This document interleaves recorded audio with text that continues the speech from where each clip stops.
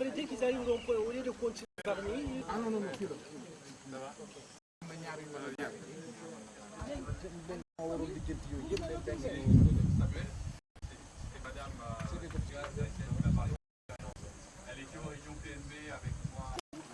Ils sont venus vers là. En fait, ils ont pris le goudron pour aller sans là, le goudron, ils ne doivent plus prendre, c'est une piste.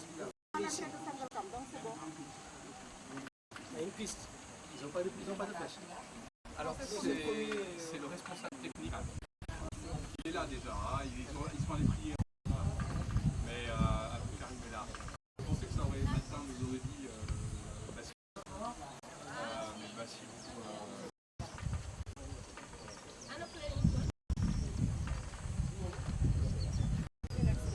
j'avais pas redit le nom. Dans le fond, il y avait écrit Madame Diaye. Voilà. Et ça, c'est dans le cadre de cette collaboration. Il sera dans la région de gaz.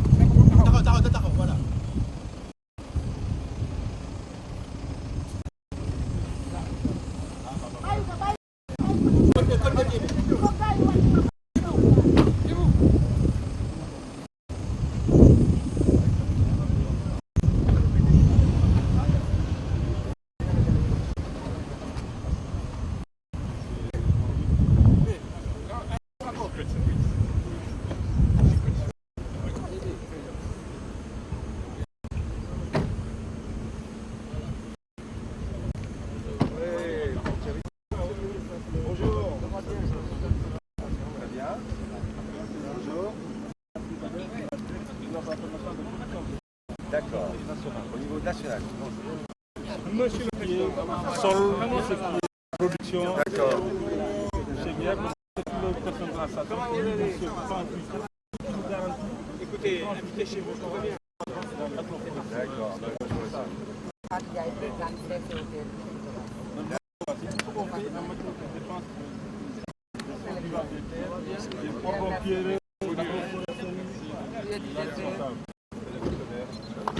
D'accord, ça va. merci à vous. Jean-Michel Médoc. D'accord.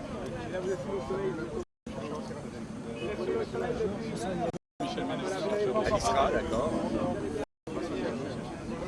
Alisra, d'accord. Ouais. Merci à vous. C'est vous.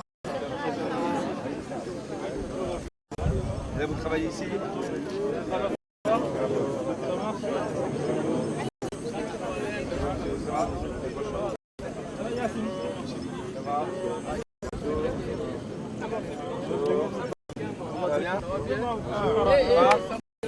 Bonjour.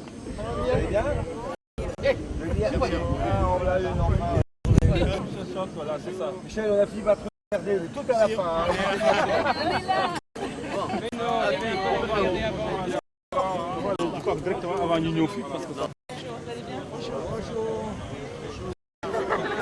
On refait dans le.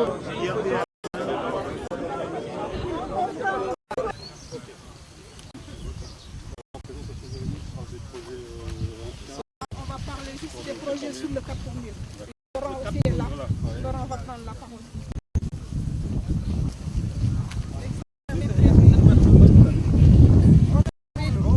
C'est juste laissez là.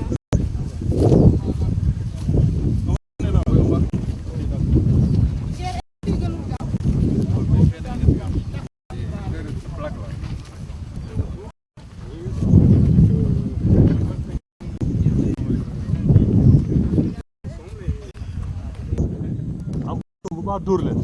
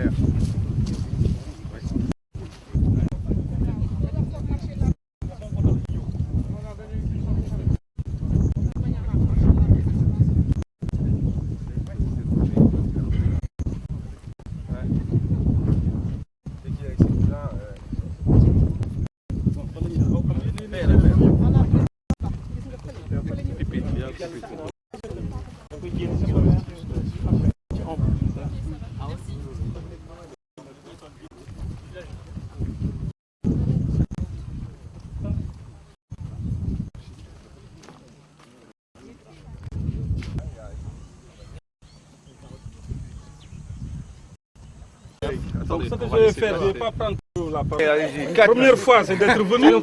Première fois, c'est d'être venu. Deuxième fois, c'est d'avoir amené mon ami et frère Michel avec toi dans tes bagages. Ouais. Troisième fois, d'avoir véritablement nous orienter sur le sol, qui est le réservoir et qui est vraiment source de vie et qui doit nous réunir. Tous les efforts doivent être pour la conservation des sols de manière durable. Le ministre de l'Agriculture en a parlé ce matin. Agriculture productive et durable. La durabilité repose essentiellement sur le sol sur lequel, voilà. C'est un réservoir qu'il faut gérer.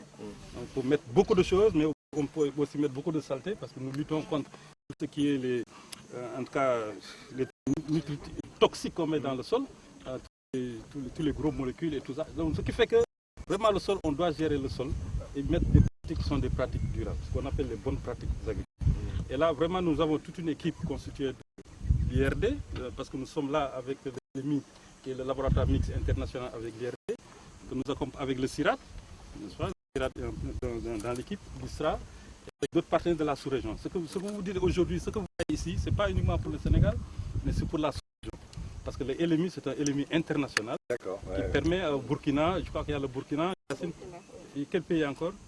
C'est le Sénégal et le Burkina. Pour le moment déjà, donc ça, mais on va élargir parce que je crois qu'il y a des demandes qui sont sur notre table. Là. Pour la deuxième phase. Voilà, exactement. Et l'autre LMI qu'on verra demain, c'est le LAPS, qui travaille sur l'adaptation. Donc, comme vous le savez très bien, les changements climatiques, c'est la spécialiste des sols.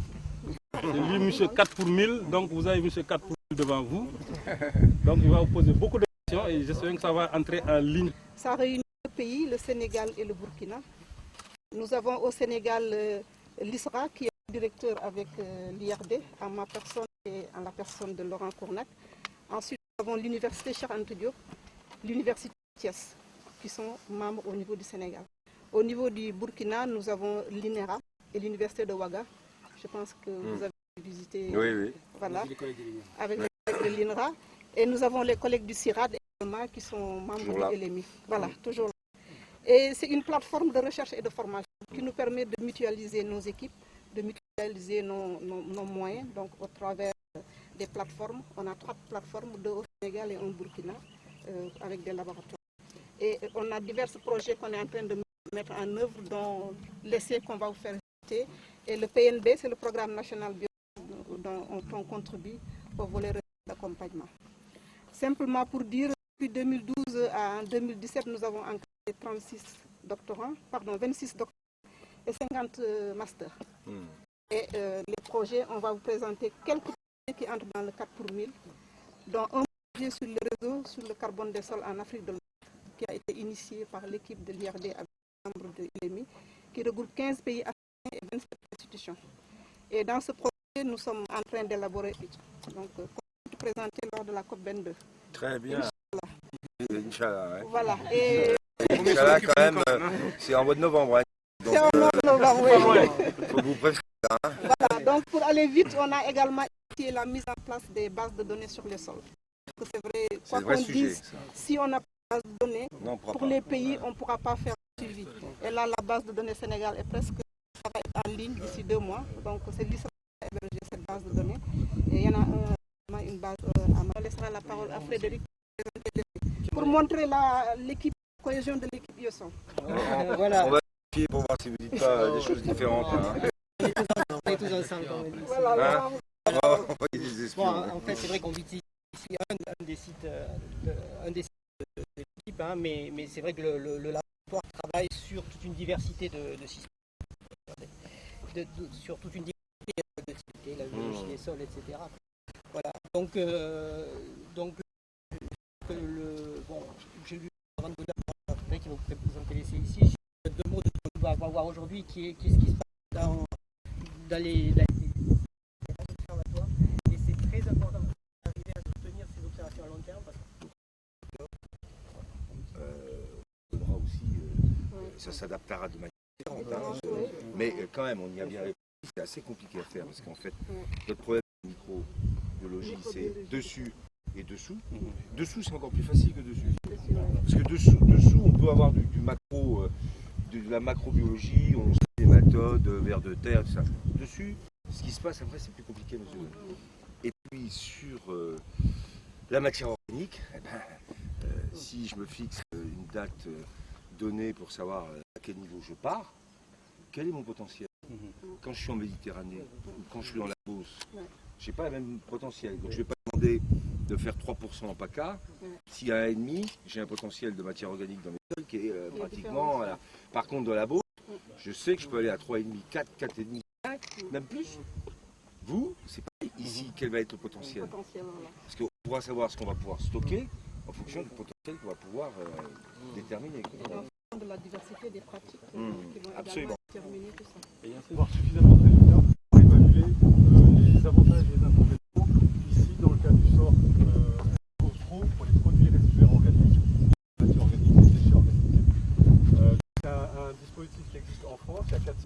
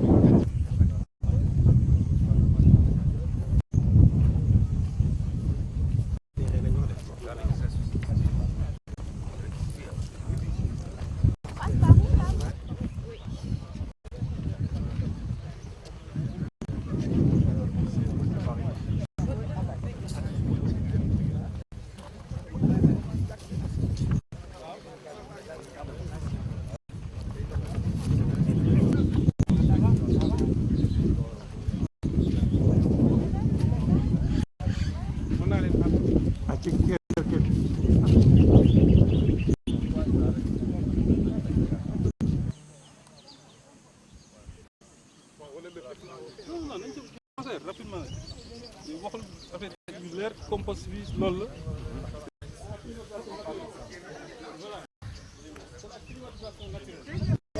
dañoo soxla image bi ngeen taxaw ci kii. kon xamuluma ko suñu kon xamuluma ko kii c'est le guide de la savane.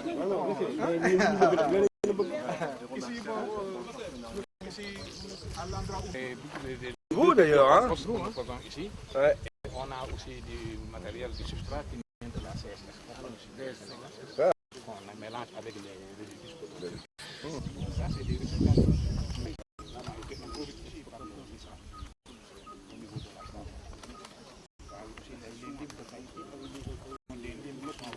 Vous allez voir ça. Ce sont les meilleurs que les lignes de pare ci compost bi léegi mu ngi ci lim yi ak gola yi.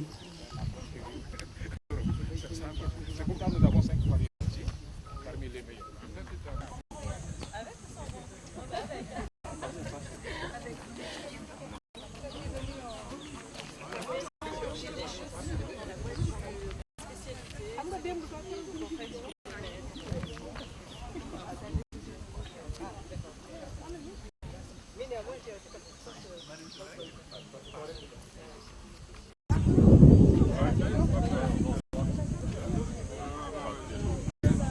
Ah bah non, ça y est.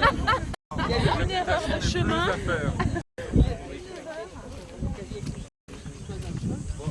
Maintenant, notre ambition, c'est de développer quelque chose de spécial, mais mu ngi nii saa côté. Ça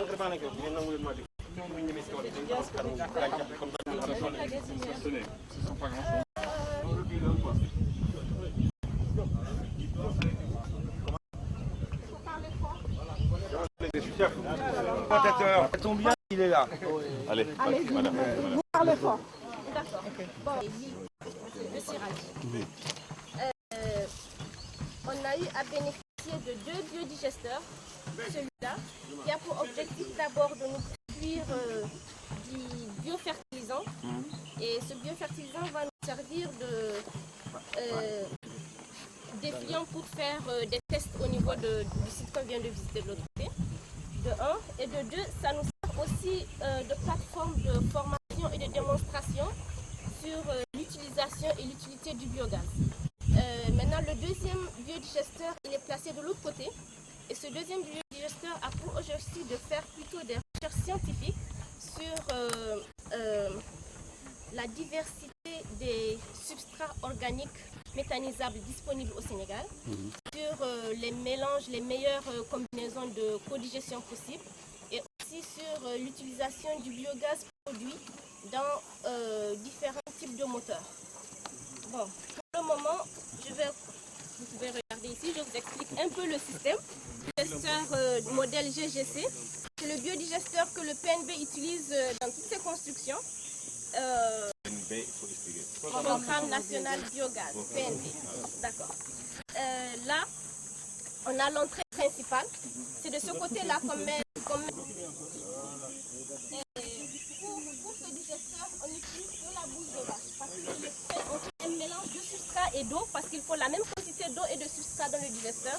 Le mélange se fait là, c'est fermé. Et après, on ouvre le bouchon et ça passe au niveau du digesteur qui est enfui ici. Justement. Et après, à la fin de la digestion, à chaque fois qu'on introduit, il y a l'excès qui sort par là et on récupère l'effluent ici. Le gaz.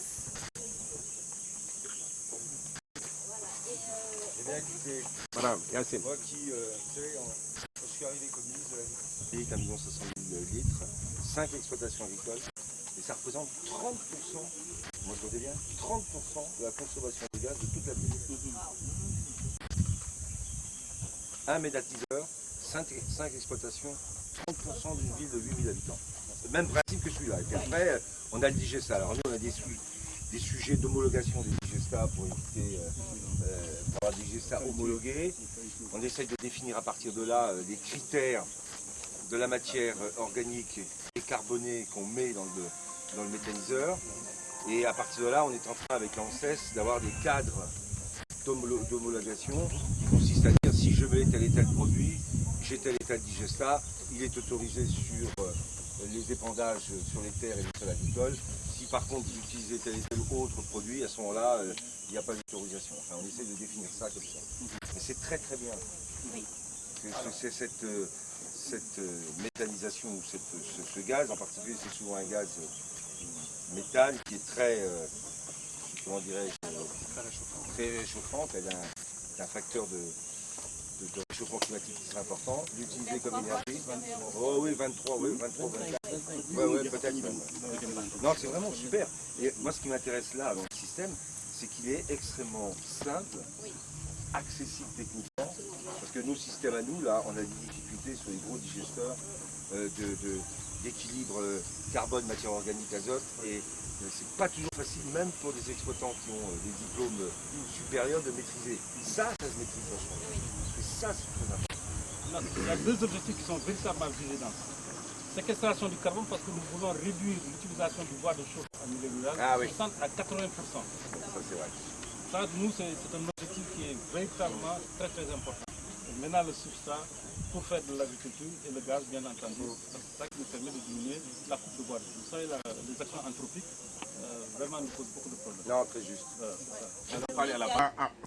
Sur les besoins et les demandes des producteurs, et c'est d'avoir tout ce qui est technologie qui peut aider à réduire ou bien atténuer ou bien en tout cas prévenir les problèmes de dégradation des terres.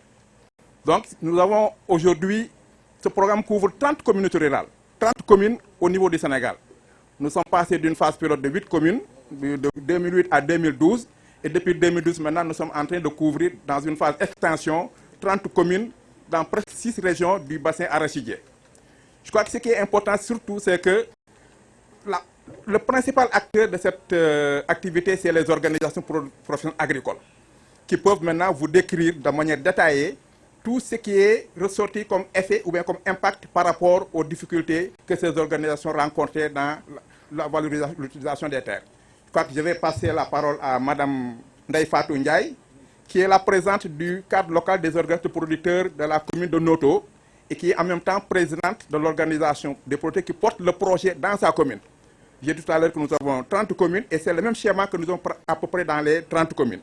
Elle va vous dire les activités essentielles dans toutes les communes. En moins, nous avons 8 à 10 par commune. Je crois que si vous multipliez par 30, ça fait déjà un nombre assez important.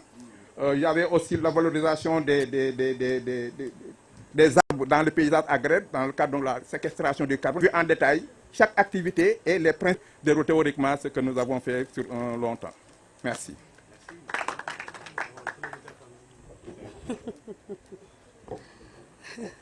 mbooloo mi ñu ngi leen di nuyu di jiital ci nuyoo bi ministre yi nga xam di ko bëggee lool di nuyu tamit ministre française bi nga xam ni moo fi teew tey di nuyu yaay di nuyu ñëpp ñi nga xam ni ñoo fi teew man nag sama kàddu dama koy baykat laa nekk présidente organisation des producteurs nekk présidente tamit OP porteuse bi nga xam ni waa régional.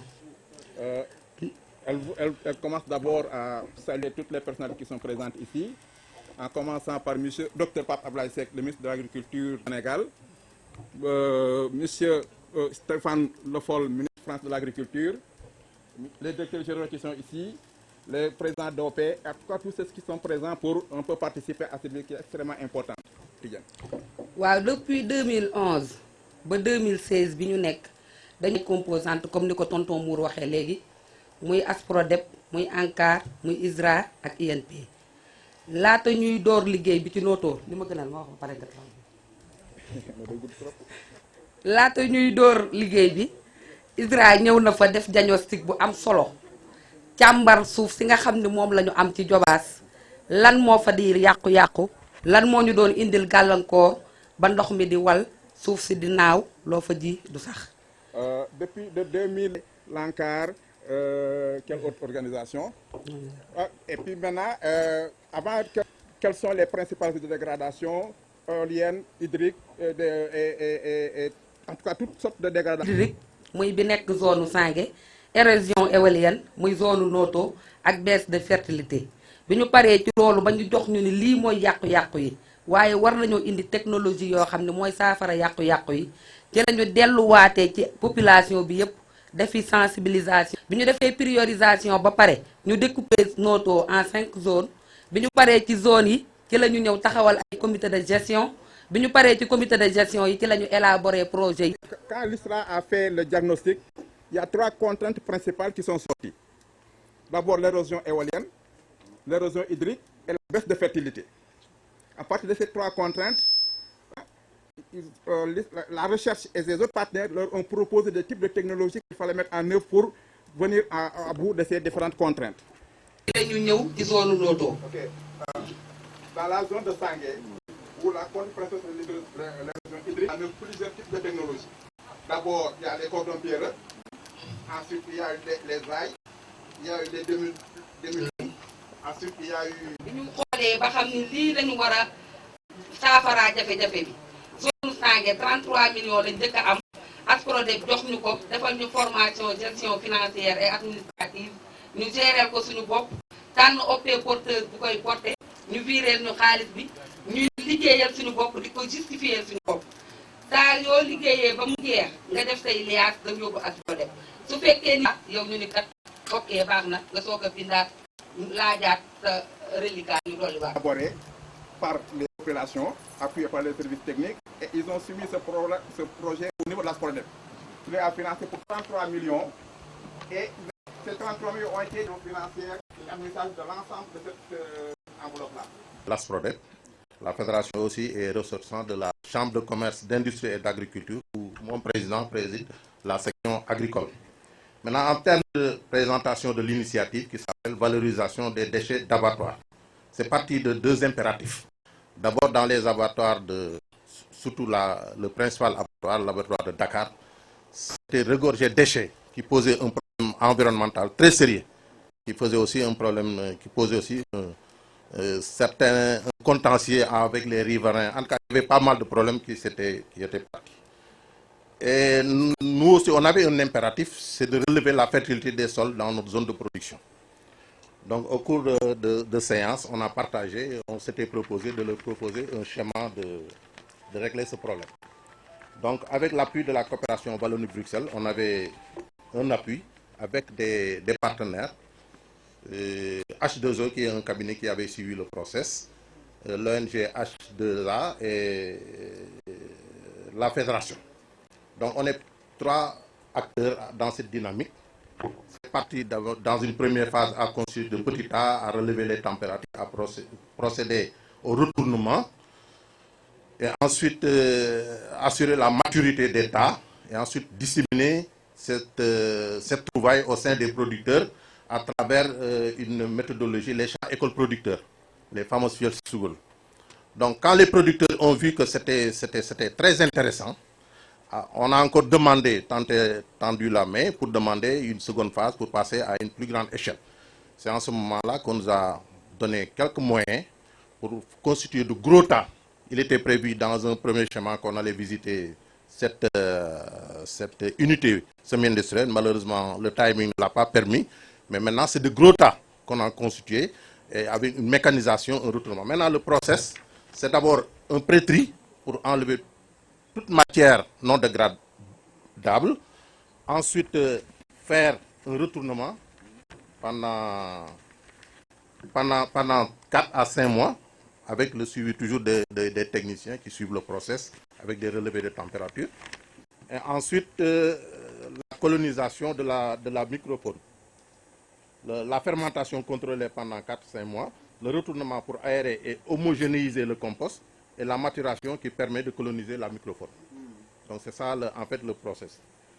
Donc ce compost amélioré de la fédération est utilisable dans les grandes cultures, comme disait tout à l'heure Mme Deyfatou, l'horticulture et le maraîchage qui est notre domaine de prédilection. L'unité de compostage a une capacité de 400 tonnes par an. Et on a vu que la matière première existe en abondance parce qu'il y a plus de 9 tonnes. Voilà, merci.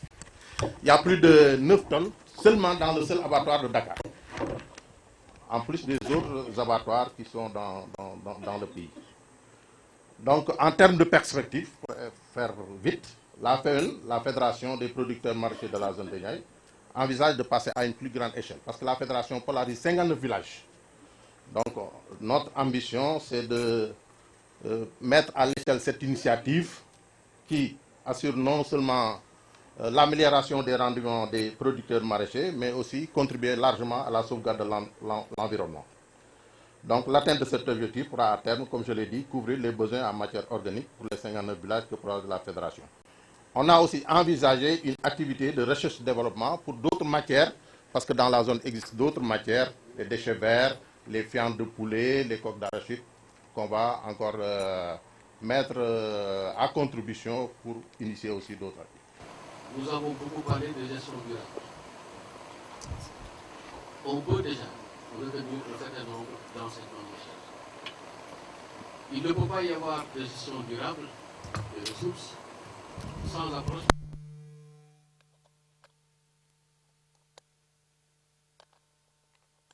C'est un exemple concret montrant que sans l'implication effective des populations, il est difficile de réussir dans ce domaine extrêmement difficile.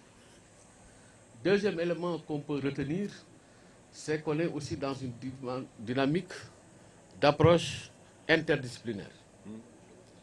Toute démarche disciplinaire concernant la gestion durable des sols est par définition une démarche réductrice. Donc elle ne saurait apporter des résultats utiles et utilisables. Donc nous avons toutes les disciplines. Troisième élément important, c'est que nous sommes aussi dans une dynamique d'approche inter-institutionnelle. Nous avons le CIRAD, nous avons l'IRD, nous avons l'ISRA, plus d'autres partenaires. Et l'université Cheikh Anta Diop. Je crois que c'est en créant des masses critiques qu'on arrivera à prendre à bras le corps les véritables problèmes et aller de l'avant. Ces trois enseignements méritent d'être tirés. Ensuite, quand on parle de gestion durable des sols, généralement on évoque tout ce qui tourne autour de l'atténuation et de l'adaptation. ici au Sénégal, de plus en plus, nous disons atténuation, adaptation et croissance. Parce que nous avons des problèmes de croissance. Il ne s'agit pas de maintenir un statu quo, il faut faire plus. Et pour nous, il y a une troisième composante dans la gestion durable des sols, c'est précisément la croissance. Et l'exemple de Diobas prouve que les populations ont réussi, en adoptant des techniques agroécologiques éprouvées, à faire mieux que ce qu'on faisait.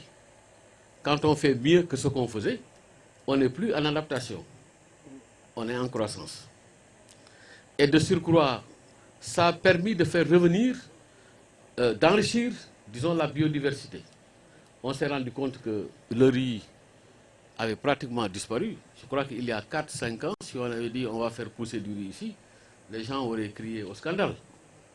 Aujourd'hui, le riz est devenu un élément des systèmes de production, grâce à la gestion durable des sols. Et en plus de cela, on pourra étaler les productions dans le temps et dans l'espace. C'est ça qui va permettre d'avoir des revenus stables et de surcroît des revenus conséquents. Donc c'est dire donc que au-delà de tout, peut-être devons-nous insister sur le fait que lorsqu'on prend les compartiments du secteur agricole et on essaie de les analyser de façon séparée, il y a peu de chances d'avoir des résultats. La déforestation, elle risque d'être inévitable s'il n'y a pas de palliatif par rapport à la consommation domestique de bois. Et ce qu'on vient de voir tout de suite prouve qu'il est possible de satisfaire, en tout cas, les besoins des populations en matière de consommation de gaz, de renforcer le dispositif au niveau de l'exploitation agricole et d'aller de l'avant. Ce n'est plus l'adaptation, c'est encore la croissance.